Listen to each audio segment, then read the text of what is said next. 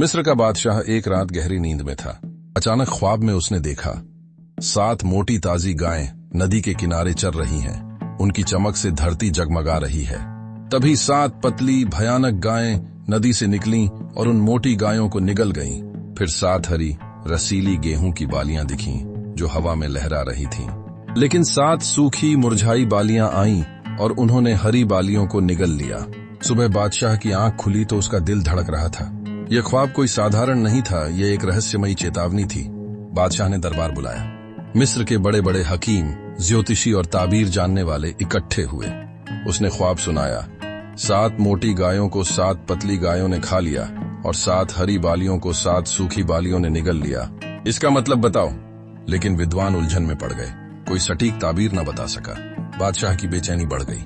तभी सागरवान ने कहा, जेल में एक नौजवान है यूसुफ, जो ख्वाबों का राज खोलता है। उसने मेरा ख्वाब पढ़ा था जो सच हुआ।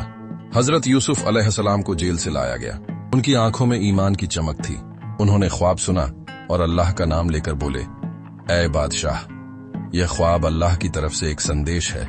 7 मोटी गायें और 7 हरी बालियां 7 साल की समृद्धि और अच्छी फसल के प्रतीक हैं। लेकिन 7 पतली गायें और 7 सूखी बालियां 7 साल के भयंकर अकाल का संकेत हैं। इन 7 सालों में फसलें कम होंगी और भुखमरी फैल सकती है।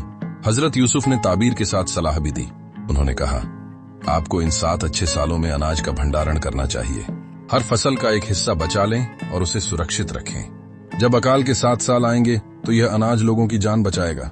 इसके लिए एक भरोसेमंद और बुद्धिमान व्यक्ति को नियुक्त करें जो इस योजना को लागू करे। बादशाह उनकी बुद्धि से चकित हुआ। उसने यूसुफ अलैहिस्सलाम को मिस्र का खजाना सौंप दिया। यूसुफ अलैहिस्सलाम ने 7 साल अनाज जमा किया।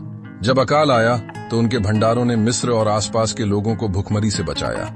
यह रोमांचक वाकया अल्लाह की रहमत और यूसुफ अलैहिस्सलाम की पैगंबरी का सबूत